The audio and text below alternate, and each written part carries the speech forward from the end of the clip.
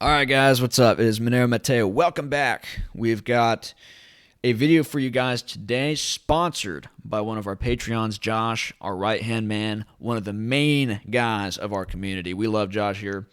He is our first patron, so thank you, Josh, for signing up. And the benefit of the tier that he got is that he can recommend any video that he wants me to do a video about.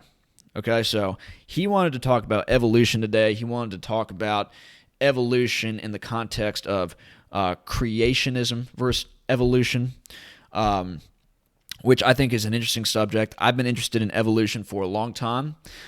I haven't thought about it a lot recently. In fact, these books that I have here that I've dug out for the purpose of this video have been in a box for a few years. But I read these things very deeply and very consciously. As you'll note, look. Well, you probably can't see it, but I have like sticky notes everywhere. I've been through these things hardcore.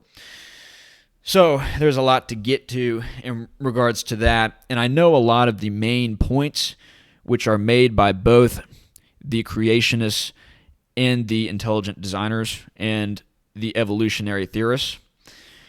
I understand that, but I want to offer a new perspective here. And I think that by the end of this video, you'll at least have a different perspective in regards to evolution and in regards to how the Orthodox faith could interpret evolutionary theory and how it is that Monero is a better cryptocurrency than Bitcoin and why it is more likely to succeed. And guys, like if you're not already super hyper mega bullish on Monero, you just haven't watched enough of our videos. So I would encourage you to go do that. But if you need this video to push you over the edge, hey, cool. It's just another bullish base case for Monero that I hope I could provide for you. But a lot of this stuff, I just have to warn you up front. There's a reason why I've got the penguins and the martinis on this shirt. We're going to relax a little bit. We're going to take things a little bit slower because you guys know how my ADD is. Like I go quickly through things. I just, chainsaw everything down in my sight and try to dissect it for you. I'm going to be a little bit slower.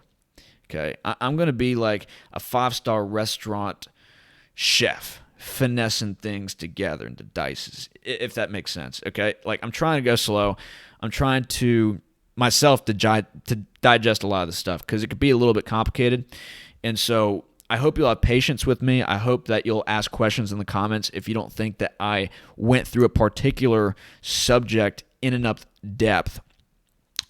So there's just a lot to get through here. I have many books to go through. I've got a lot of content on the internet that we're going to go through. So my hope is by the end of this, you at least have a new perspective on the debate between evolution and creationism and why it is that I think it actually could be both. So here are the main points that I want to get through in regards to this video. Number one, evolution and intelligent design are both compatible, just like nature and nurture. Evolution, number two, as described by the Constructal law, which we'll get to, which is a law discovered by Adrian Bejan, a mechanical engineer, professor at Duke University, very smart guy. Evolution as described by the Constructal law involves not only biological life forms, but also abiotic systems. So we're going to be talking about river systems. We're going to be talking about the functioning of the brain. We're going to be talking about how a lot of cycles are within the context of Constructal law and thereby in the context of evolution. So that's going to be interesting. And then point number three is that this is compatible with Scripture. Now, I know a lot of the atheists or a lot of the people who are not bent that way, they may see this as a little bit iffy, but this is my point here. It's compatible with Scripture because Christ is the divine logos, the Word of God. He is the universal ordering principle and the ultimate law giver. And we're going to talk about how this Constructal law is actually describing how it is that Christ orders all things in nature and why it is that intelligent design and evolution are both compatible. So that is a kind of novel point as far as I could tell, but I'm going to see if I can make it work. If I don't, then just let me know. We can have an argument about this. And then lastly, Monero, due to these evolutionary forces that we will get to, will outcompete and succeed over Bitcoin. So those are the main points that I want to make. A lot to get to. So let's dive in, ladies and gentlemen, to the content. I hope that you will ask questions and you will comment on a lot of the points we made in this video. None of this is law. None of this is established.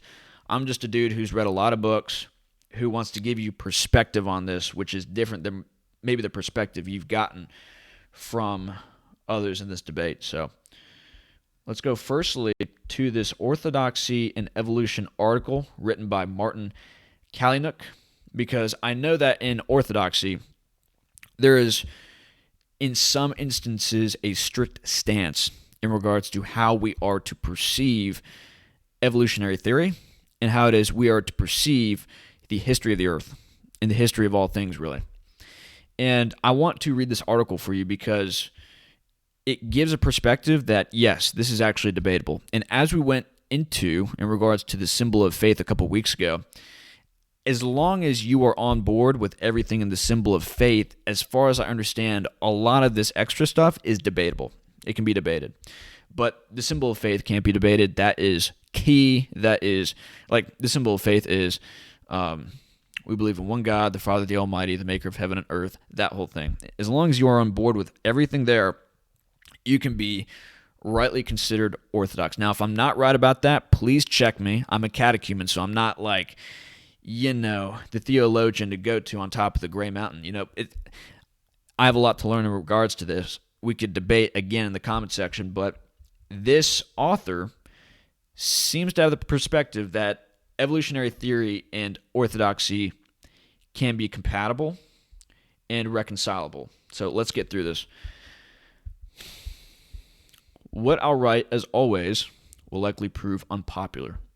But to say what I think, when I have thought much about an issue, especially if the issue itself is consistently brought up before me, is an imperative I have strongly felt all of my life. Of late, more articles and opinion pieces than I've ever before noticed on the matter of the theory of evolution have circulated in the most ostensible of orthodox English language digital media. They share that they are decisively negative towards that theory. Most even speak in an almost apocalyptic tone of the dangers involved in an Orthodox Christian should they be so blind or thoughtless as to actually assent to its probable truth on the best evidence we have for now. Holy Orthodoxy and the theory of evolution are inherently and irredeemably irreconcilable according to a lot of these Orthodox Christians. The cardinally important question to be asked of everything, is it true? This author says he doesn't believe so. Not only that, but I strongly feel that there are more dangers in insisting on an anti-evolutionary opinion as essential to an Orthodox Christian than there are vice versa. So that's his main point. And we'll read this section here.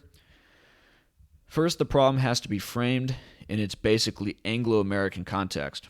I have never before had this with Russian Orthodox people from Russia.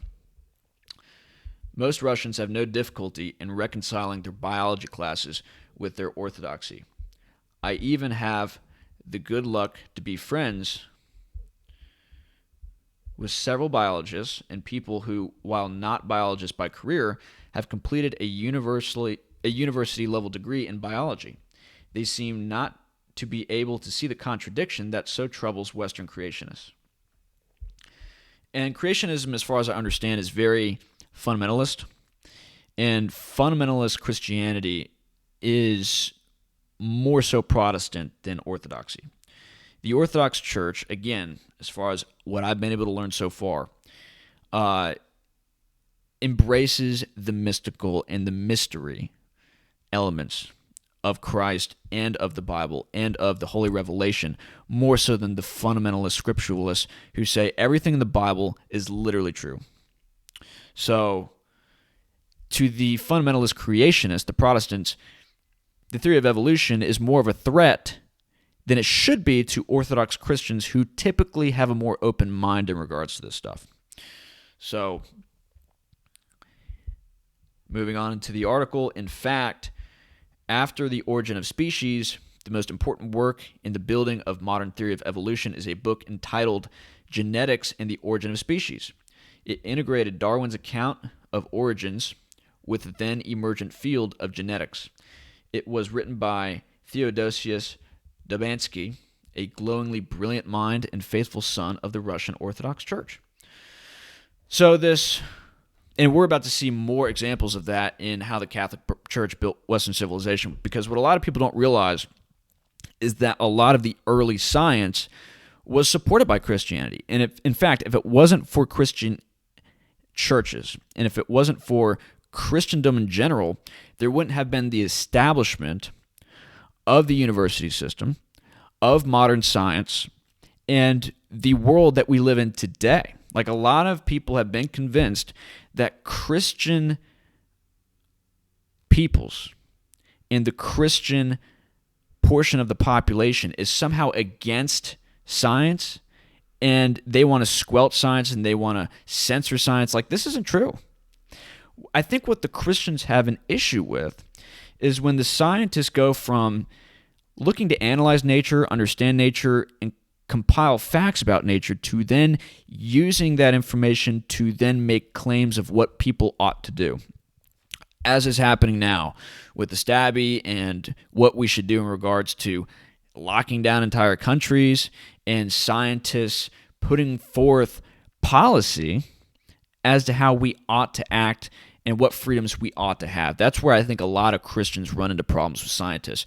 Christians historically have not had problems with scientists that are gathering information and that are learning about the world that God had made. Because as we'll get to, there is a passage in the Bible, Wisdom 11:20, I believe, that says, "Thou hast ordered all things in accordance with measure, weight, and number." And it's because Christians had an understanding that God was intelligent and he was a designer of all things around us, and he gave us the capacity to understand what was intelligible about his world. We could use certain methods to gain knowledge about the world and a better understanding of God's mind and his nature. And that is key to understand in regards to this. And that's why a lot of the early scientists were actually Christians. Francis Bacon and others we'll get to. I think René Descartes actually himself was also a Christian. So that is something to think about. Just as this man, he was an Orthodox Christian, and he wrote Genetics and the Origin of Species. He built on modern evolutionary theory. And so the article continues, only recently with the translation of certain books by Seraphim Rose and the publication and distribution of others. And sorry if I have my camera in there. I'm trying to get better about that. And other distributions by Father Danil Syzoyev has it been becoming a live issue in our church, a potentially bottomless well of divisiveness for the future. It isn't what one ought to remember them for, because they really are great, both of those guys. We must note as well, with no little sadness, that outright translations of Protestant creationist works into Russian are beginning to be felt as important contributions to the problem. It is tragic to see books with explicit heretical underpinnings becoming a standard reference for Orthodox believers. Textbooks of sorts with which to unsettle other believers and question their orthodoxy. Alexei Ozipov, professor of the premier Theological Academy of Moscow, put it perfectly when he said that for Holy Orthodoxy, both evolution and creationism are permissible in principle, which, if either is true or most probable, is a question of strictly scientific order and not one of theological dogma. So, again, there is an open stance taken by a lot of Orthodox Christians to welcome new knowledge about the world into what we know through divine revelation. I've heard somebody say that there are two books that need to be studied by Christians. One is the book of the Bible, and two is the book of nature. And I just thought of that now. I wish I had the quote around me, but I think that is key. We need to develop our understanding of the world, and we need to reconcile that with the divine revelation which has been handed down to us. I think that is the best way to go about it, taking, of course, the interpretations of the Church Fathers into account. Absolutely. So that is just something I want to use to open. I don't want to appear intentionally heretical. That's important for me in regards to this conversation we're about to have. So I want to move on. I want to talk about this quote here. And I'm going to start with Thomas Wood's How the Catholic Church Built Western Civilization. We're going to start on page 75.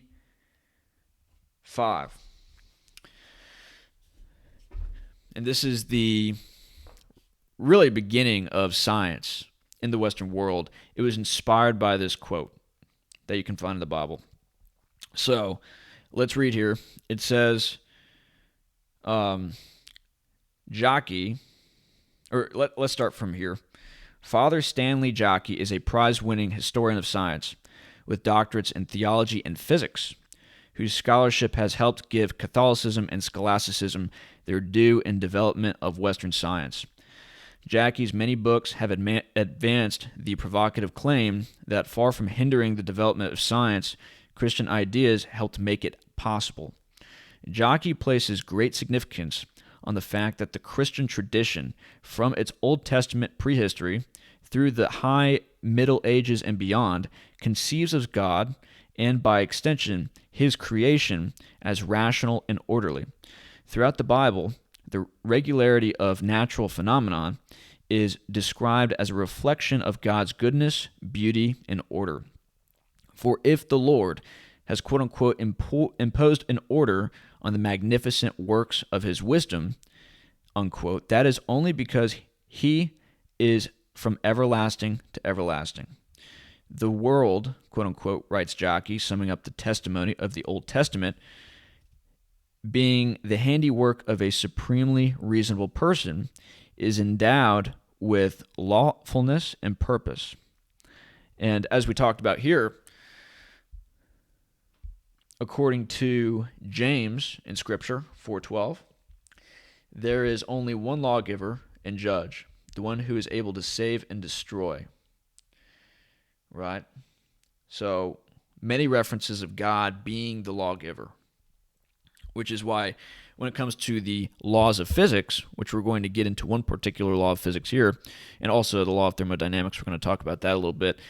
These are laws that we could argue are granted by God. And understanding these laws is to understand how the great lawgiver enacts, I guess you could say, policy in the workings of the world. So, continuing here, this lawfulness is evident all around us. The regular return of the seasons, the unfailing course of stars, the music of the spheres, the movement of the forces of nature according to fixed ordinances, are all the results of the one who alone can be trusted unconditionally. The same holds for Jeremiah's citation of the faithful recurrence of harvests as a demonstration of God's goodness, or the parallel he draws between Yahweh's unfailing love and the eternal ordinances by which Yahweh set the course of stars and the tides of the sea. Jockey, and this is key, Jockey directs our attention to Wisdom 11:21. So it was 11:21 rather than 11:20. That was a mistake. Excuse me. I just had some eggs. In which God is said to have ordered all things by measure, number, and weight. I mean, that's key, guys. Do most of the scientists that you know that's in the Bible? Like, let me just read that again. Wisdom 11:21. God is said to have ordered all things by measure, number, and weight. So everything could be discovered through science. That's what that says. We can use science, we could use the scientific method to understand the world that God has put together. So this whole idea of science and Christianity being opposed to one another, this is a lie. This is an absolute lie. And we need to overcome that, guys, because what they're trying to do in society is make Christians look primitive and make them look like they're the enemies of progress. It's not true. It's not true at all. It's part of the persecution. This point, according to Jockey, not only lent support to Christians in late antiquity who upheld the rationality of the universe, but also inspired Christians a millennium later who, at the beginnings of modern science, has embarked on quantitative inquiry as a way of understanding the universe. So Christians, through natural science, which is what they called it back in the day, using science to understand nature, were employing methods of quantitative inquiry, right? So, moving on.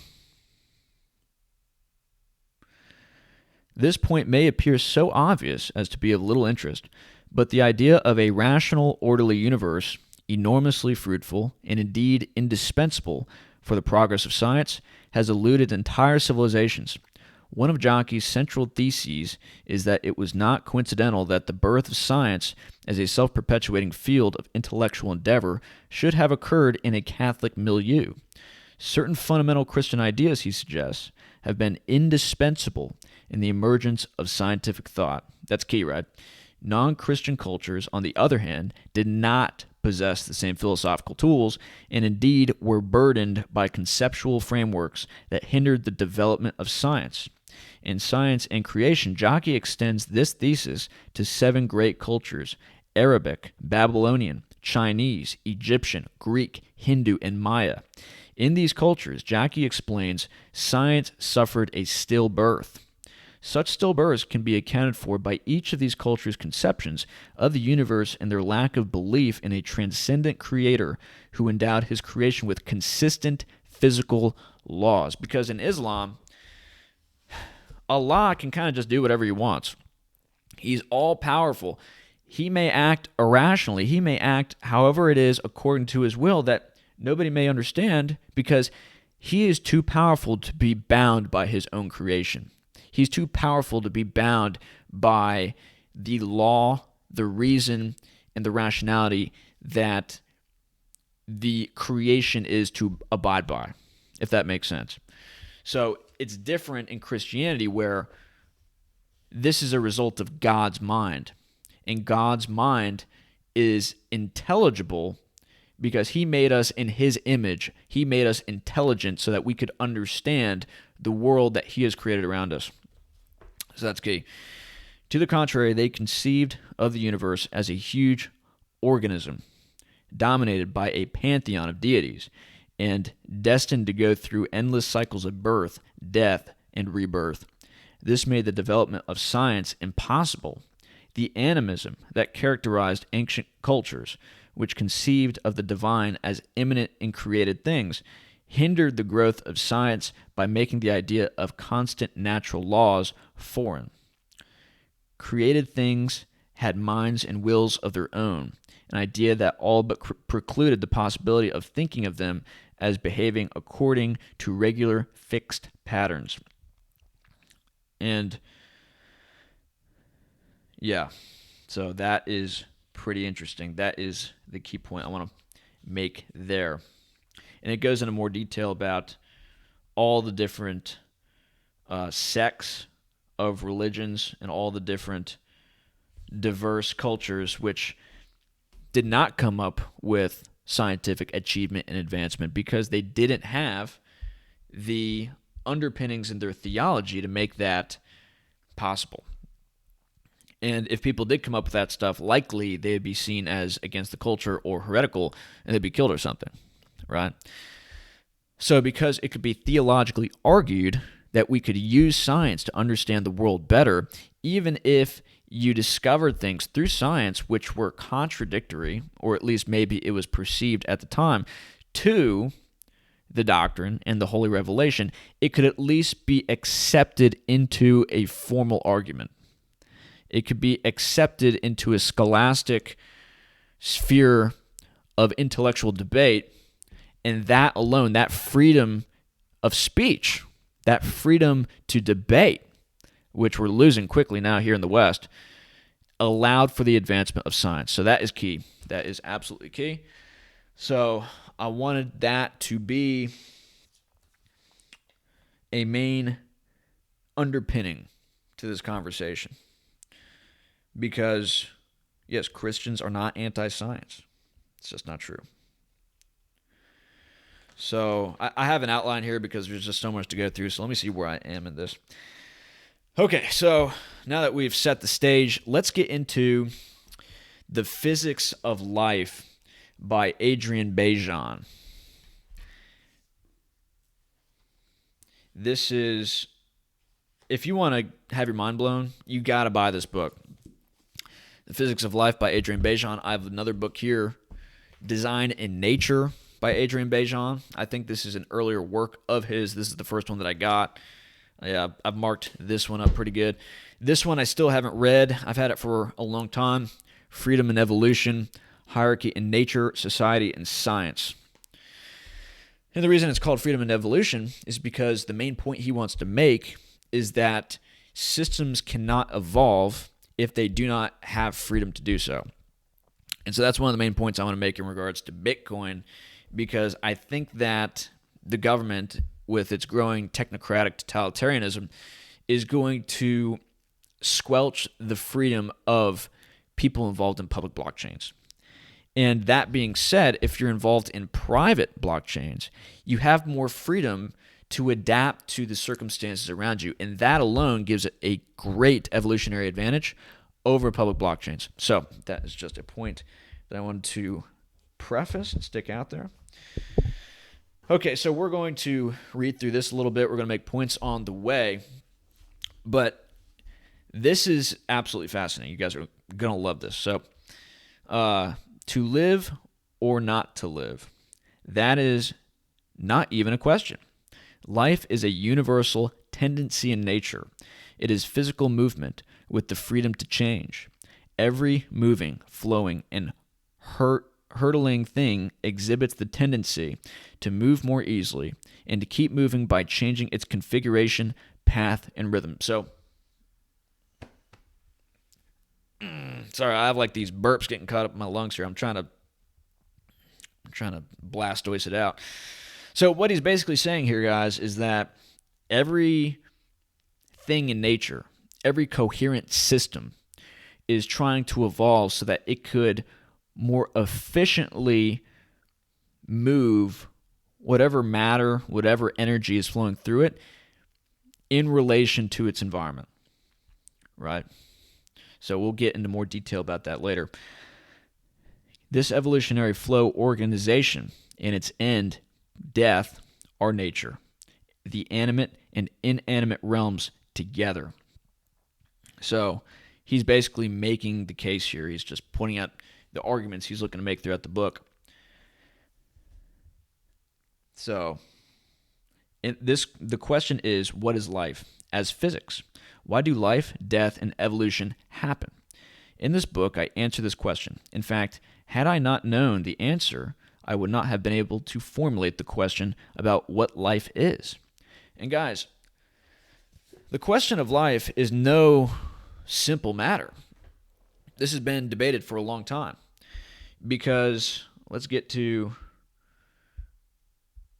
this first exhibit here, an introduction to entropy and evolution and the second law of thermodynamics. The second law of thermodynamics, which basically says that everything in the world naturally tends towards disorder and what is otherwise called entropy. We have this evolutionary phenomenon where life tends to become actually more complicated and ordered. So you have in this general backdrop of disorder, and you could describe entropy as this. It's sort of like you have like a pool table, right? You've got the cue ball at the end, and you've got the triangle of the balls. Well, entropy is when you have that perfect order, which you could say is the beginning of the universe, and then you hit the cue ball, and it hits that triangle of balls, and then you've got disorder. And as the game goes on, you have ever more disorder. And the likelihood of things rearranging themselves back to that initial state of perfection is less and less probable. It's just more likely that things get more disordered. And, at the end of the pool game, you've got nothing left. You've got a flat pool table, and similarly in the universe, when it ends, you're going to have space-time be perfectly flat because all the matter at the end of the universe will be dissipated through entropy, and then there won't be any more curvature to space-time because of the concentration of matter. Everything will be flat. The photons will have been sucked through black holes, through Hawking radiation, and everything will be flat, dark, symmetrical, and that'll be it. Now, who knows what happens after that, but that is, according to science, what the end state is. But let's just read this a little bit here. For example, Henry Morris claims in 1973 that because evolution and entropy are opposing and mutually exclusive concepts, evolution must be impossible because entropy says that everything is becoming more disordered, and evolution says that more simple organisms evolve to become more complex, right? So there seems to be some complication in regards to that. And in 1976, that the most devastating and conclusive argument against evolution is the entropy principle, also known as the second law of thermodynamics. So these things seem mutually exclusive. How do you reconcile these two forces when one seems anti-entropic and the other is inherently entropic? So why is it do we have this phenomenon of order creation in a world which is generally becoming ever more destroyed and disorganized? So the second law of thermodynamics, again, is a situation of universally deteriorating order. After more than a decade of hearing scientific explanations as to why this claim is not logically justified, Morse declares in 1985 that some have tried to imagine exceptions to the second law of thermodynamics at some time or times in the past which allowed evolution to proceed in spite of entropy. But such ideas are nothing but wishful thinking. And so I wanted to lay that out because we're going to get to this in the Constructal law. Excuse me. And, all right, come on, burps. Get out of here. Be gone. All right, so with that being said, you understand the fundamental issue now. Let's try to reconcile that too. Let's reconcile this, and let's also reconcile creationism versus evolution. Or I think it's better termed intelligent design versus evolution. I think that's more reasonable. So let's continue. Where was I? Hold on, let me take a drink.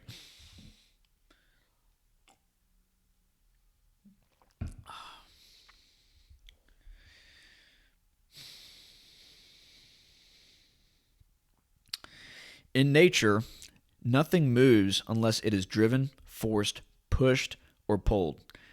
The power behind this movement is generated by billions of natural engines that consume quote-unquote fuel in many forms, such as food for animals, gasoline for our vehicles, solar heating for atmospheric and oceanic circulation, and the flow of water around the globe.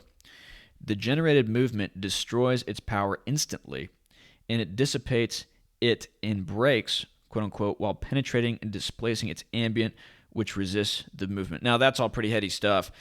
We're not going to dig too much into the implications of that, but he's trying to lay the case as to how it is movement happens on the planet and the principles of that in accordance with his law. The phenomenon of life in evolution is how power production and dissipation conspire to facilitate all the movement on Earth, animate and inanimate, river, wind, animal, human, and machine. This is a distinct phenomenon and a first principle of physics and is called the Constructal law. So there he lays it out. That is the Constructal law. So I'll read that again for you guys. The phenomenon of life and evolution is how power, production, and dissipation conspire to facilitate all the movement on Earth, animate and inanimate. So not just life is life, I guess you could say, and evolution, but it's also the inanimate. And he makes the case that life is a more broad phenomenon. And so there was something I wanted to get to here. Something about life being not obvious. I was going to make that point. I think I forgot to make it. But, so life is complicated, right? Because it seems like an emergent phenomenon out of the dross, out of the disorder of the matter. So how is it that you could have randomness through natural selection spontaneously put together something as complicated as DNA? Because that was one of the first fundamental building blocks upon which life was to be built.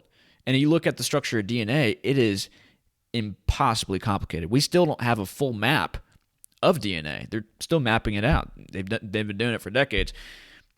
How is it possible that a bunch of simple chemicals all of a sudden conjoined in a way that represents this molecule, which is impossibly complex? Well, there's a lot of debate about that, right? I mean, you look at Francis Crick, who was the founder of DNA, along with a couple other people, Leslie Orgel and James Watson, when they were tripping on acid, mind you.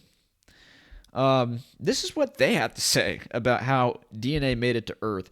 Francis Crick, who co-discovered the structure of DNA with James Watson and Leslie Orgel, once proposed that life on Earth was the result of a deliberate infection designed by aliens who had purposely fled Mother Nature's seed to a new home in the sun.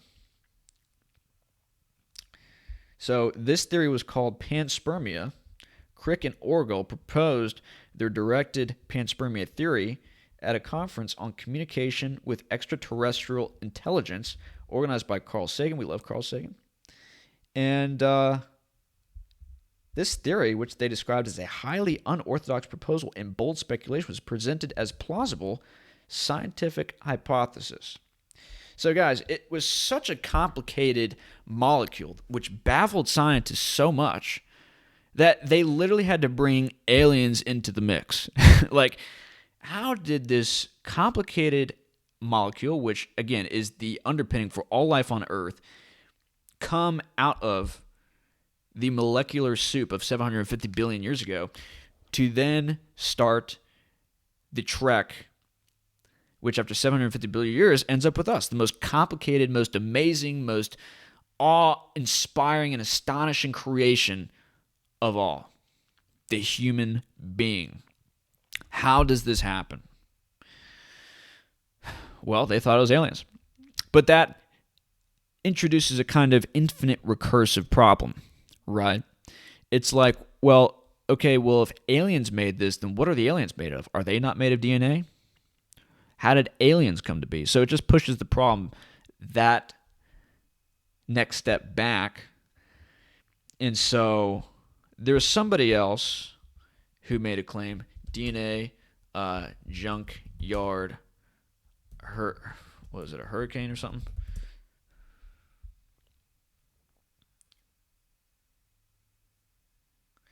So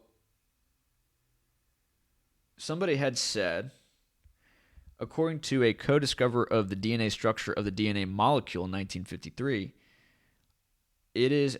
Here, let me just get into it. Oh, wait. I think it was on the right here.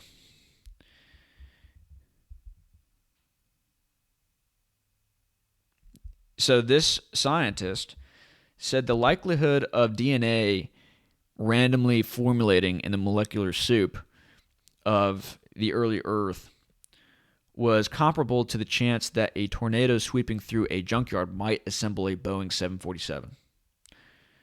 So he's using statistical analysis to make that claim. And this is a common argument. And this sort of paints a picture as to how astonishing and how perplexing this establishment of life on Earth is. And so it's a big question, but when you put the context of life and you put the context of design systems into that camp,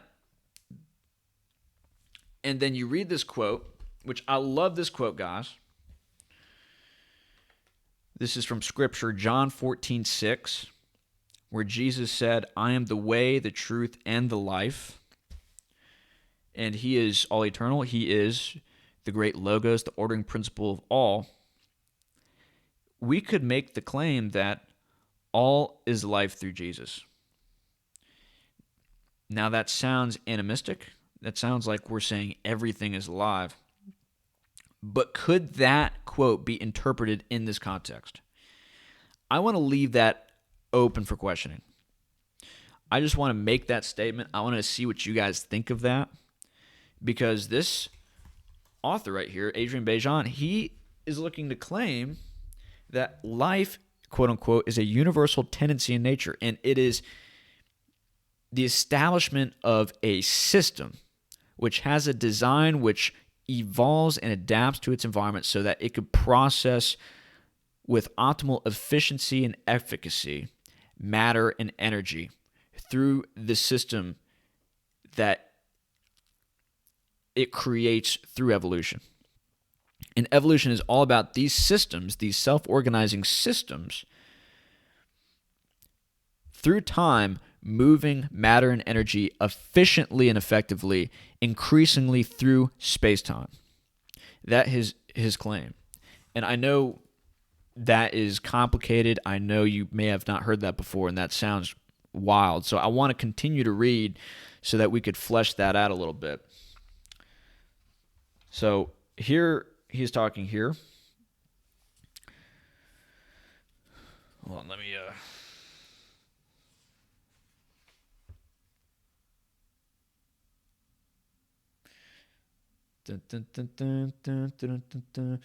So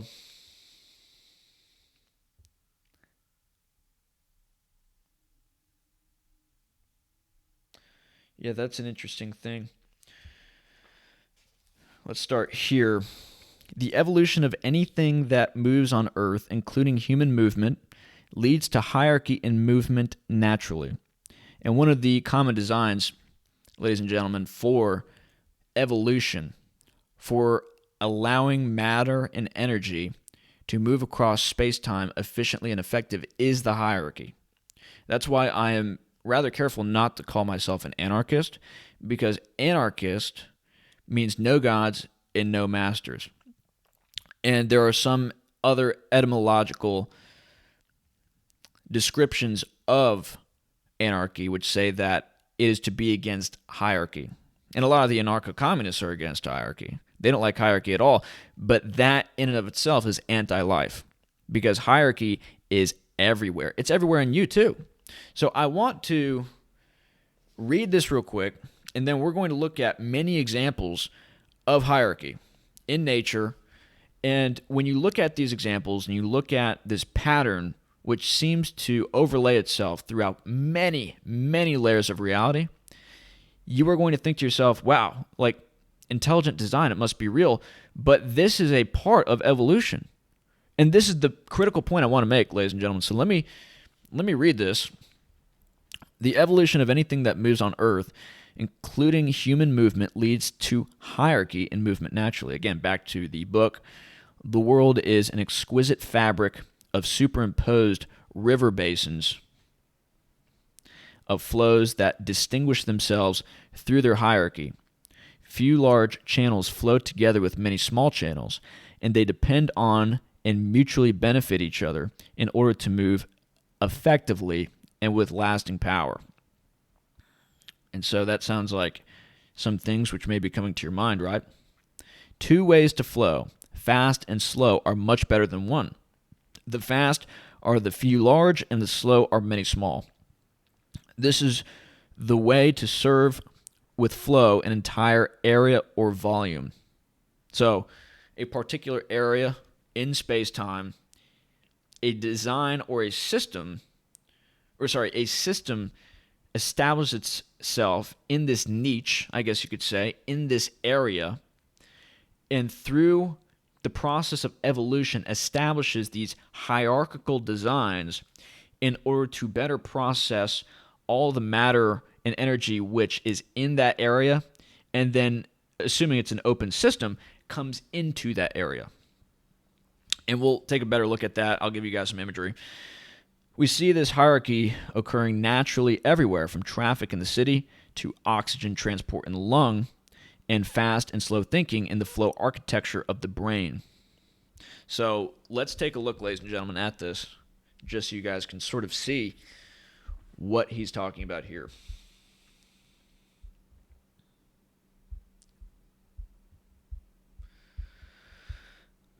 Okay, so let's take a look at highway systems. Now, if you look at this closely, again, you'll see the few big and the many small. Now, if you look at the red pathways here in between the blue, these are non-interstate roads. So you've got a few highways, you've got fewer non-interstate roads, and then you've got parkways, and then you've got streets, and then you've got driveways, I guess you could say, or parking spots. So you've got the few highways and the many, many, many driveways and streets. And if you're trying to get somewhere, what do? Well, you back out of your driveway first. Everyone's got a driveway. You get onto the street.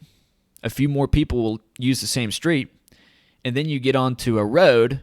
More people will be using that road than your driveway or the street. And then more people will be using a parkway. And then you're going to be on a highway where most of the people are probably going to be traversing. And when you're on the highway, you can move a lot faster and get across space-time that much quicker, more efficiently and effectively than a street or a parkway. And so you're able to flow more efficiently, effectively across space-time because of this hierarchical pattern. So let's move to the next one. Look at this tree.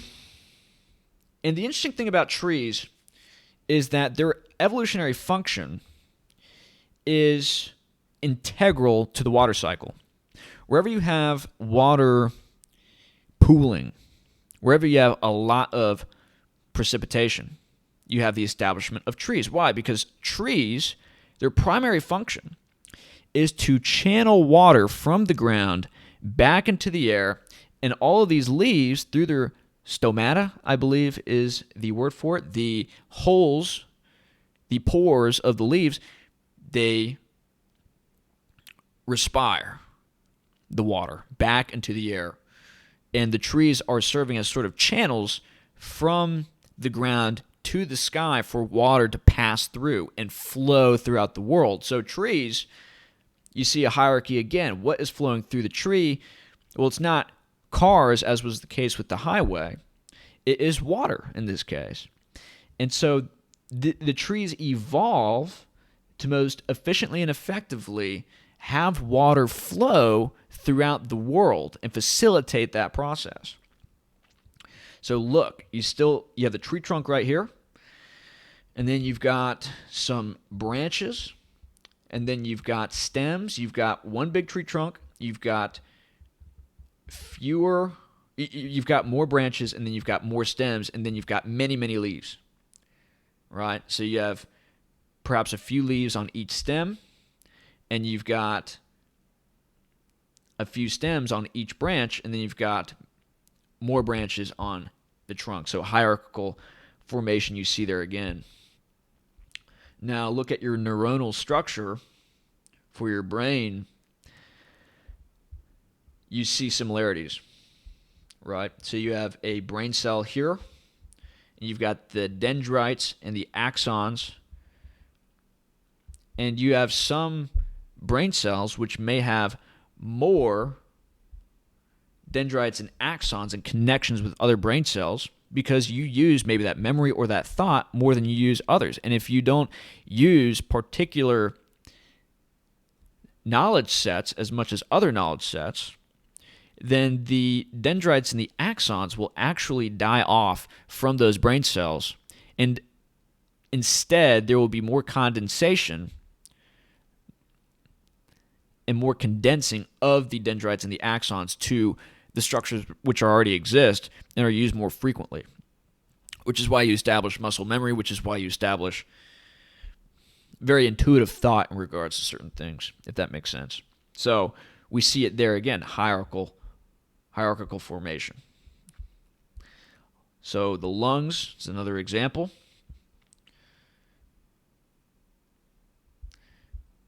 Your blood vessels, another example. You've got a few arteries, you've got many blood vessels, right? It efficiently allows for the flowing of blood throughout your body. Look at river basins. So you've got a bay, and you've got a main river stream. And then you may have some tributaries, and then you may have some creeks or something like that. And that is water naturally evolving in accordance with this constructal law of physics to spread throughout an area, as we talked about before. And what happens when that happens? Well, you have the establishment of trees along these banks, the establishment of life, assuming that's not salt water, right? And you see these clouds up here. So the water cycle. And then you have the establishment of people, right, around these rivers. And people, of course, need the water to consume in order for them to live. And, we assist in the flow of the water cycle as well. So this is a comparison between the universe, the structure of the entire universe, and our brains. So let me see if I can find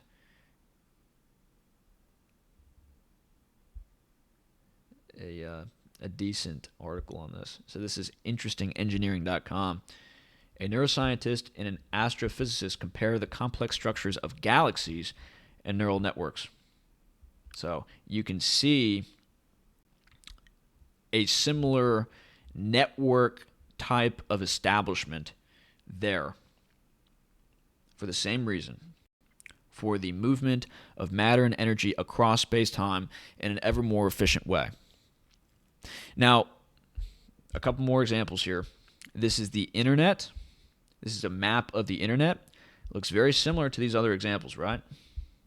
You have the few large and the many small. And then social hierarchies, you get the same thing. So you look at that and you would think, well, of course there's intelligent design, but those designs evolve in accordance with this theory of evolution. Well, it's not a theory, it's a law, the constructal law. In accordance with the constructal law, whether we're talking about biotic systems, abiotic systems, it all evolves in the same way, with the same how. Now, the mechanisms may be different, but the how, the principle of that evolution is the same. They are evolving to more efficiently and effectively ultimately process entropy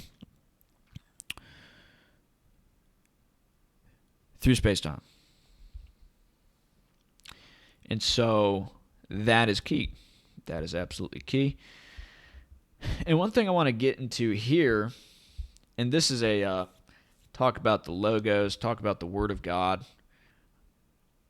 And if you look up what logos means, logos meaning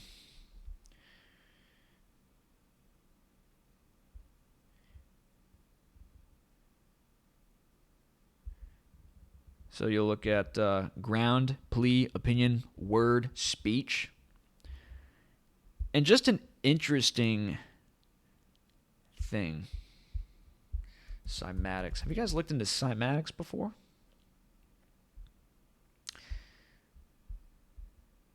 If you haven't looked into cymatics, I should have brought that up. I kind of want to skip that today. But what you can find in regards to cymatics is that certain sound waves will literally organize matter into a higher level of order. And that is ridiculously fascinating. Let's actually look that up right now. We've got time, right? Actually, let me not get distracted. Sorry. I want to get to this because I'm trying to keep my ADD in check. We would have gone down that rabbit hole. Let's try to stay on topic. So I want to talk about Jevons paradox real quick. And this is why those who are in the environmentalist movement are those which I think could be a little bit frustrated in regards to what we're talking about here. Because if things naturally are evolving so that they could process the matter and the energy that is in their environment through their designs, as humanity does, and does very efficiently and effectively, versus a lot of our quote-unquote competition in the animal kingdom, which is why we've become so successful, they're going to be very frustrated with this, the environmentalists, because it's not government policy. It's not necessarily free market capitalism. It's not all of these devils that they point to, which is causing us to destroy the environment, take a lot of the oil out of the ground, and process that oil into unusable energy, which then creates carbon dioxide into the air. And there are some interesting theories that us coming to the fore during this time when carbon dioxide levels in the environment were actually precipitously declining before the Industrial Revolution, if they declined much more before we came to the fore and started pumping it back into the air, well, that could have very much impacted the capacity for plants to engage in photosynthesis, because plants, they need CO2 to do photosynthesis and to grow, which is why some scientists have commented on the greening of the planet in a response to increase carbon dioxide in the air. So it's actually not entirely decided whether or not our processing of fossil fuels, our usage of fossil fuels, is bad as a whole for the ecological environment. Now, of course, there is some damage. Fracking isn't great. But to say it's all bad without looking at the good which could be coming out of it is dishonest. It's disingenuous. There are good and bad things happening to everything. And if you believe, as an environmentalist, that the Earth is a self-regulating mechanism, it is conscious, it is alive, it is intelligent in accordance with the Gaian hypothesis, then what do you think of humanity? They just made a mistake. Gaia made a mistake. This 4.5 billion year old entity made a mistake. I mean, I don't think that is really giving this entity a lot of credit. You know, you as an organism have been around for 20 years. You just maybe got out of your first environmentalist class, and you're telling the 4.5 billion year old Earth that you made a mistake in making me. Like, you kind of see the brain damage involved in that. And I don't mean to demean these people, but it's just, you think about it, and it's not entirely helpful or constructive, right? Because it's an anti-life movement, I believe. Because to necessarily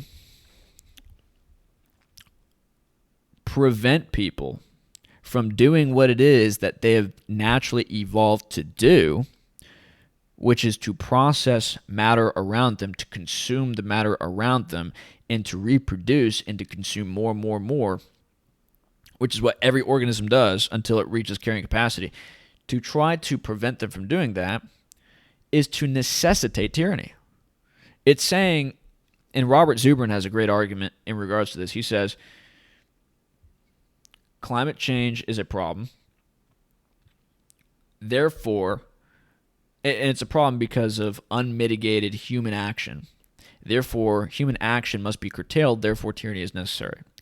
So you can see how this climatological movement, or this climate change movement, is very much oriented against human freedom. Because in accordance with what this book says that having freedom, again, this book is called Freedom and Evolution. Freedom is absolutely necessary for systems to evolve, to live, and to thrive. And if you think that the evolution of a system and the thriving of a system, the life of the system, is bad because it's destroying many other systems and many other forms of life, which undeniably is the case. I mean, that's just the nature of reality. And we could apply that to veganism as well, where a lot of vegans, they say it's bad to eat animals. Well, how many of those animals eat other animals too? You know? And they like to say that plants, they can't feel pain, and therefore, you know, we should just eat plants. Well, plants feel pain. They actually have the same neurochemicals that we do in many cases. Like, plants can get drunk. Did you guys know that? Like, if you pour alcohol on a plant, it could neurochemically get drunk. So it's not true that it can't feel pain. And so when you cut grass too, like that smell you get after you cut grass, that distinguishable scent, that is like a response mechanism to let other plants in the area know that it's in danger and it's being destroyed. Like, it's like a pain response, you could say. But let me just read the back of this book, because it lays out how freedom is integral to all this. And to be an environmentalist and to move against the free market and to argue for tyranny as a way to stop climate change, to control the climatological balance of the planet, which, guys, you have to just think about that for a second, understand how ludicrous that is. He says that the book begins with familiar designs found all around and inside of us, which we went through here. It then shows how all flow systems are driven by power from natural engines everywhere, and how they are endlessly shaped because of freedom. Because of freedom. So that's key. Systems need freedom in order to adapt, which is why when you look at communist countries, when you look at socialist countries, there isn't a lot of innovation. There isn't a lot of economic growth. There isn't a lot of activity. They're kind of like frozen in time, because a lot of the wealth, first off, which goes into investing with companies that are performing research and development, instead of investing in those companies having profit, to then pay people to work reasonable wages to the extent where they can have leisure activity and then sit around and read books like this and learn things and advance and grow and change society and talk about how great Monero is, and, you know, have monetary evolutions, which allow us to have even more wealth and have more efficiency and have more capacity to have leisure and learn more things. And, you know, that cycle, it stops that cycle by sucking all the profits out of the system, which could be used to do such a thing, and it just consumes it. Everything is just kind of frozen in place, and the Chinese have figured out a nifty way to bypass that by just stealing all of our intellectual property, which, you know, if you're a libertarian, you're a little bit, you know, unsure about the utility of intellectual property. It's going to get out anyway in most cases, but, you know, that's how you do it. But freedom is absolutely necessary, and if you want to stop evolution in regards to something, what you do is you clamp down on it. You stop its freedom to evolve. And that is why I'm so, to tie this into cryptocurrency, that's why I'm so skeptical of public blockchains at this particular moment. And I've said it ever since I've started the channel. When you have the rise of what is clearly technocratic tyranny, to have public blockchains be squarely in the target space of that tyranny, especially when they're trying to come out with their own competitive cryptocurrency, I don't think that those systems are going to have enough freedom in order to readily adapt to their surroundings, readily adapt to competition like Monero, which is fundamentally private. And because Monero and some of these other projects that we're into are fundamentally private and don't have to be hampered by government coercion or government regulation, which, I'm not saying don't abide by the law, whatever, but because they can more easily get away with not, it's going to have more capacity to evolve, to develop, and to really become something more than it is now versus Bitcoin, which, they just have that 1 megabyte block size. And now they're trying to move everybody to this Lightning Network, which adds an extra layer of complication. And as he talks about here, complexity, if it is too cumbersome, if there's too much complexity, the flow through the system would die. So things can't be too unnecessarily complex. And when I look at the Lightning system, when I look at the Lightning Network, there is a tremendous amount of complexity involved in that. And they're still having a lot of problems. And they're about to implement it in El Salvador, so we'll see how that goes. I am very skeptical of the Lightning Network. And the fact that most of the El Salvadorians are against the implementation of the Bitcoin Lightning Network in their country, which a lot of Bitcoiners don't talk about, by the way. There is really a censorship type of element to a lot of the Bitcoin community. They don't like having open discussions about how it is you could change the blockchain, how it is that it could be implemented, whether or not it should be regulated. The main goal, I feel like, of the Bitcoin community is gains, not the establishment of a new freedom-oriented world monetary system, but just getting gains. And when you're oriented that way, and you think that you're going to buddy up and pal with these technocratic totalitarian governments, just evolution is not going to favor you. Okay? So Monero is going to take off. The community is just so much more based. It's so much more oriented towards freedom. And because of that, and because of its private nature, I think it's going to be that much more big than Bitcoin. It may take a little bit longer right now, but today, big news, we just came out with atomic swaps. And so that's going to be huge. So people won't have to go through these centralized KYC exchanges in order to get access to Monero. They can just peer-to-peer trade through atomic swaps, which is going to be big. So I just wanted to offer a little bit of an excursion as to that, but those are some things I wanted to talk about. Oh, and so look at this here. The environmentalists are not going to like that. Sorry, my ADD clearly just went off the chains.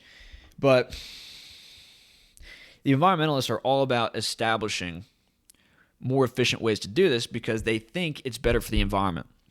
They like green energy because it's a more efficient and sustainable way of getting the same amount of work done and sustaining the life of people, at least some people. I mean, some environmentalists are just people who want to wipe out the population because it's good for the earth. Like, seriously, some of them are crazy, okay? Like Bill Gates comes to mind. But look at this. Javon's paradox is that efficiency enables growth. New technologies that can produce more goods from a given amount of resources allow the economy as a whole to produce more. More resources get used overall. This is the magic of industrial capitalism and the secret of growth. Economists have known it for a long time, so why is it called a paradox? The paradox is that we tend to assume that the more efficiently we use a resource, the less of it we use. This is the case in all of our personal lives. If you buy a more fuel-efficient car, you might drive a little bit more, but overall you will likely burn less gasoline. Switching to a low-fuel showerhead typically saves water at home. This efficiency for conservation logic appears correct for most subsets of the economy, but here, let's just skip to this level. But at the level of the whole economy, the reverse is true. These efficiency gains contribute to increasing production and consumption, which increases the extraction of resources and generation of waste. So even if we come up with more efficient ways to use the resources that we have, we're going to use more of those resources. Because as stated here, if you're using a resource more efficiently, then that means that you could just increase your capacity to use fuel for higher, complex establishments of order, if that makes sense. This suggests that energy-efficient technologies do not reduce carbon emissions, that fertilizer-saving precision farming techniques do not decrease fertilizer applications overall, and that increasing agricultural yields does not spare land for nature. Real-world evidence supports these claims. So all this stuff, like we're going to have a green revolution, and we're going to remodel all of our buildings so that they have solar panels and that they're quote-unquote green. A lot of people are bearish on oil in regards to this, but I'm very bullish on oil. Now, I'm not bullish on American oil because you have just insane people now running the asylum who, like, I tweeted about this today. Like, we have so many natural resources here in America, trillions of dollars of natural resources sitting under the surface that could be extracted and which can be used.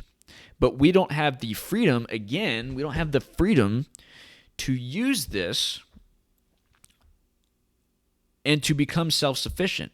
Now we're dependent on the Arabians. We're very dependent on China, for example, for rare earth minerals and resources. We're very dependent on other nations and their resources, especially nations in South America also, and Mexico, for iron ore, for cobalt, for other things that we essentially need, not just for consumer electronics and for a lot of the things that we make, but for, which, isn't many. We don't make many things anymore. I mean, thankfully, we make Teslas. Oh, boy. But we need these things for military gadgets and technologies.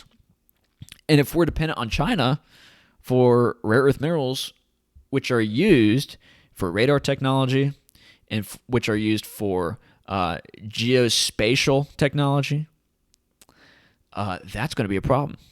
That is going to be a problem. But I don't think our leaders are too worried about China, to be honest with you. I think that they have a nice relationship with China. Environmental policy focused on efficiency gains does not by itself benefit the environment. Economies grow by developing and deploying increasingly efficient technologies. Right, so environmentalism at the end of the day is not going to be able to argue for more efficient technologies and green technologies to solve this environmental problem.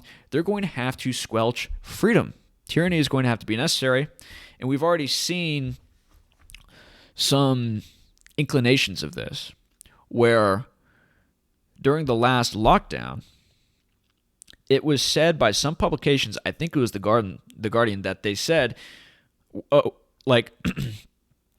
this may be useful in reducing carbon emissions and thereby saving the planet from climatological catastrophe. Oh my gosh.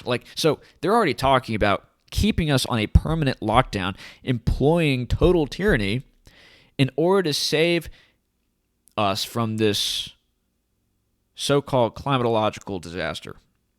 And guys, you have to understand, and we're going to get into this book. I have about another 30 minutes I can talk for. I don't know if it'll take that long, but In Defense of Chaos by L.K. Samuels, when it comes to systems which have hundreds, if not thousands, of interdependent variables, the change of one which affects the change of all through these network structures like we talked about here, it creates non-linear effects. Like you guys have heard about the butterfly effect, right? Where, like a rainstorm, a butterfly flapping its wings in Japan somewhere creates a hurricane, 3 weeks later in the Gulf. That whole idea. In chaos theory, they call that sensory dependence on initial conditions. It's because whenever there is a particular change in one variable, if that variable has effects on other variables, which have effects on other variables, the complication of all that quickly goes exponential and astronomical to the point where we have no capacity to understand what the future is regarding these complex systems. No idea. And they've been making all these climatological predictions for the last 50 years, and they've been wrong again and again and again. My basic supposition is that the climate, no matter how many hundreds of billions of dollars we waste on spending it, which is mostly a political movement. If you want to understand my perspective, it's just funded by the people in power because, well, it gives them more power, clearly, because they can use this as a justification for tyranny. But it's a complex system with not just hundreds of variables or thousands of variables, with millions of variables. So to think that you're going to predict what the climate is going to be like in 100 years, in 150 years, it's totally unreasonable. It's impossible, actually. And that's because of chaos theory. That's because of complexity science. It's because of everything which is gone into in this thick book. Like, this is one of the best books I've ever read. It took me months to get through it. But when it comes to chaos theory and complexity science, basically the takeaway from studying that science is that you can't take away anything definitively from the study of complex systems. Like, physicists have done experiments with like 3 variables. Like, they'll have 3 balls, and they'll throw these balls into a, bouncing simulation, right? So you have like a box, right? It's like, think of that Windows screensaver that you have with like the ball bouncing around your screen. So take 3 of those balls, which could run into each other and knock into each other. With 2 balls, you can rather easily predict what the outcome is going to be from when you start the simulation. But when you get to 3 balls, just 3 balls, 3 variables, things get chaotic so quickly that your mind would be blown if you knew about how much chaos you can have with such a simple scenario, with 3 interdependent variables interacting with each other through a period of time. Now, you want to escalate that to thousands or millions of variables, forget about it. You have no idea. You have absolutely no idea. So that's my rant about the climate movement and about environmentalism and their efforts to take freedom away from the population and to stop evolution and to stifle evolution with coercion and threats of violence from the government to, quote-unquote, save the planet. And because they assume they know more than the planet itself, the wisdom of the planet, which a lot of them worship. A lot of them are these Gaian New Age people who worship the planet. They think they know better than the planet. And they say, planet, I'm going to save you. And I know that you brought humanity about through your own nature and wisdom. I know that you allowed us to evolve to the extent that we have allowed. But you know what? We're going to do the job for you, Mrs. Gaia. And we're just going to wipe people out. We're going to take away their freedom, and we will be in charge of what it is they do. Like, you have to understand the arrogance of that. Anyway, so that being said, let's move on.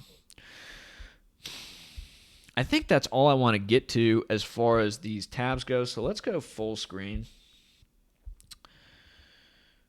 Okay. Let me take a drink. And so I do want to end with reading In Defense of Chaos a little bit. This is a fantastic book. And what was there's more to get to on the topic of wealth, but another point I want to make is that before we get into this, we all have a sense of purpose. We all have a sense of wanting to do something, wanting to go somewhere, making our lives meaningful. And if everything was natural selection, if everything was just things randomly bouncing around, it would be harder to justify a telos in the universe. That is to say, it would be harder to justify a universal purpose that we're all tapped into. And the truth is, we are all tapped into a higher purpose. And we are all hierarchically oriented. People, just by their very nature, tend to look up to other people and to gods. And if you look at the 2 first uses of language, the 2 first uses of written language were to tell of the great achievements of great men, that is, to have stories with which to inspire people to have heroes that people can look up to, and then 2 was ownership, to establish ownership of property. Just so key, right? Like, those are 2 very fundamental things, obviously. Well, that I think is best channeled, that hierarchical orientation towards everybody bowing down and worshiping Jesus Christ. Because the alternative, ladies and gentlemen, is the government. Okay? Or it's, these celebrities, or it's just another facet of creation itself. When we orient our When we orient our hierarchical intuition towards a universal lawgiver that is loving, which is forgiving, who orders all things for good, that can't be underestimated. The greatness that could come out of that. Like, even if you're not a Christian, even if you don't believe in the resurrection, even if you don't believe in a lot of the theology regarding the faith, I think a lot of people are waking up to the fact that we would rather have a world where everyone worships one God, which is above all, rather than some government or some person or some created, flawed, and corruptible entity, right? We want to worship somebody who sets the best example for us, somebody who loves us, somebody who personally looks out for us, and somebody who made us in his image. It walks with us every step of the way and teaches us to love and teaches us to forgive and teaches us to be charitable and to be selfless. That model works infinitely better than communism, than socialism, or any type of statism where people worship the government. And I think that is so key. It's so important. And we all have a teleology when it comes to what it is we just talked about, this evolutionary theory, this constructal law idea. And that theory is to develop new ways to make the systems that we're a part of more efficient, to more efficiently and effectively process matter and energy through space-time.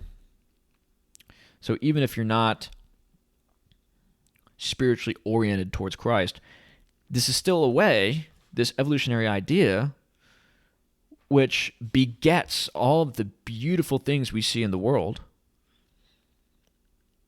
Your body, the trees around you, the social hierarchies, the natural spontaneous organization, the spontaneous order which arises out of certain concentrations of matter. You can see beauty and you can see intelligent design and link that with this evolutionary theory, and you can find purpose and you can find teleology. And your first purpose would be to maximize freedom. To maximize freedom. Because if you care about the well-being of other people, then just on a praxeological basis, and praxeology means the study of human action, people want to act to optimize their well-being and to lessen, to every extent possible, their suffering. That through every human action that people do, that is their intention, logically, a priori logically. If that is the case, then when people are coerced and people are threatened with violence, or they have violence imposed upon them, enacted upon them, then that by its very praxeological nature has to beget suffering. So anything which is contrary to freedom naturally must logically beget suffering. And in this context, whenever you stifle freedom, you stifle evolution, which means you stifle growth. And when you're not growing, you're collapsing. Because no system is just stable like that. It's either growing or it's collapsing. It's the nature of life. So, your first mission would be to maximize freedom. Your first mission would be to maximize freedom. That is, in this context, to preserve your rights, to preserve that which allows you to speak freely, to defend yourself freely, to be defended in a court of justice, to have influence over the policies that affect you, and to basically, in my mind, do whatever it is you want as long as you don't affect the well-being of other people, as long as you don't coerce other people. That's sort of the libertarian maxim. Now, I am a Christian, and I'm not a do what thou wilt kind of guy. But Christians don't force people into acting in accordance with Christian principles. We pull them in to acting in accordance with those principles, which at times may be considered harsh, through their own doing. You can't force this stuff onto people. You have to encourage people to abide by these standards from a point of their own volition. Because if you coerce it, they're going to resist. And they're going to resist because your coercion is causing intrinsic suffering to them. And some people need to grow, as I did, into a level of maturity where you say, hey, I need to subject myself to something higher than myself. I can't just be this willy-nilly free, forest-prancing libertarian just going around smoking joints and tripping my nuts off. I need to abide by a higher moral standard.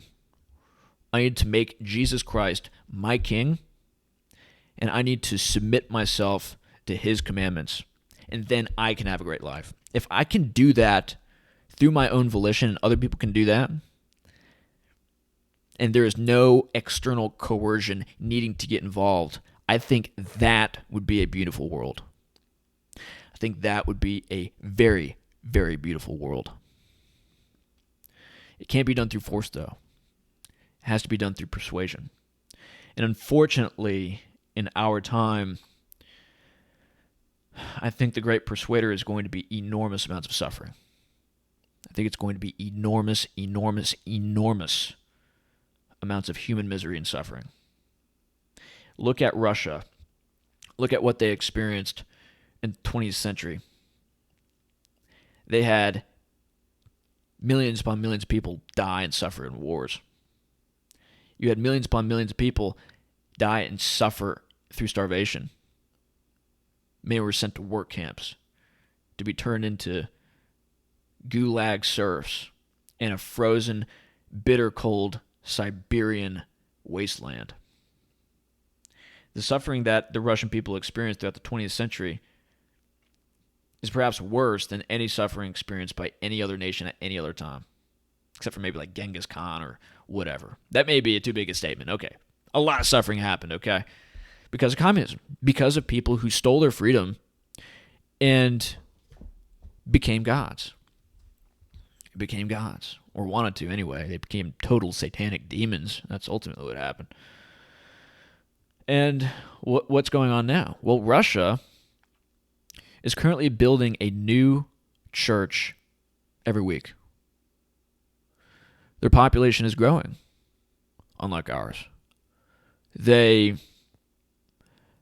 have, I think, 70% of their population devoted to Christ, self-classified as Christians. Now, why is that happening? Because they suffered immensely.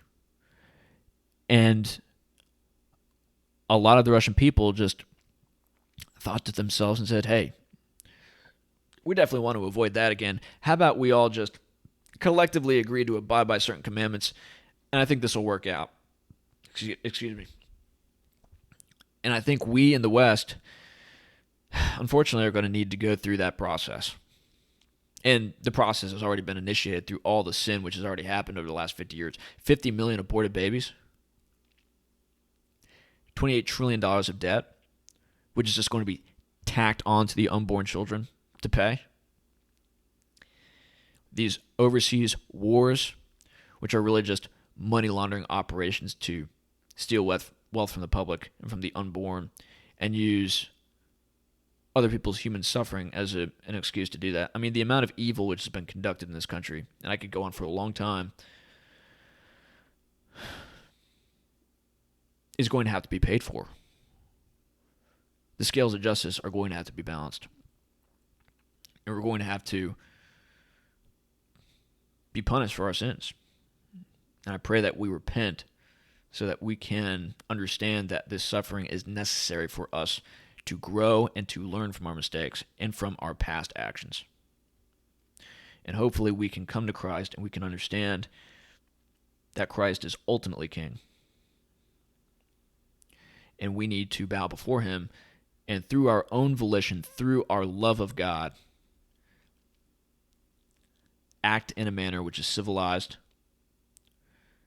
and act in a manner which is redeeming of sins that we have all committed. And hopefully with that, we can move forward as a sustainable civilization. We'll see if that is the case, ladies and gentlemen. And one way we need to do that is through Monero. So I could go on to talk about In Defense of Chaos. There's a lot to get to here. But I think we've covered a lot. I think we've covered a good bit here today. I have a dinner to go to tonight, so that I think is all I want to say. Now, if you guys have comments, I would love to hear your comments. We went through a lot, and I'm not a scholar in regards to this stuff. I'm just a dude, again, offering his opinions and his insights for a lot of this. And Josh, I pray that you got value from this. I pray that you have a different perspective in regards to evolution. Maybe you could check out some of these books by Adrian Bejan, Tom Woods, L.K. Samuels, and you can get more edification as to the debate that you find interesting. So again, guys, this is Monero Matteo. Thank you for tuning in. If you guys want me to do a video on your topic of choice, please become a patron. That's one of the great benefits that you get, along with exclusive content and just early access to content, research reports, and stuff like that I need to work on and do. I've been behind on, but that is basically it. Tune in for more videos. Again, thank you, Cake Wallet, for sponsoring the channel. I'm still working on the intro for that. Man, I'm out of breath. I've done a lot of talking today. And then, follow me on Gab. Follow me on Twitter. Thank you, everybody, for going to Odyssey. We're growing on Odyssey, which is great. I love, love, love Odyssey. I think we can talk about whatever it is we want to there. So Patreon and Odyssey are probably where I'm going to be posting a lot of the interviews with people that I don't want to have in a context of censorship, and some other videos that I want to post but can't post on YouTube, again, because of censorship. So please go follow me on Odyssey. Rumble's okay. Check me out there too. Telegram, I'm going to have the link below. I see some of you guys have joined our Telegram channel, but I hope you guys got some value from this video. Monero first all the way. And we have more content coming out soon. So God bless everybody. Thank you for tuning in. You have a wonderful day. God bless.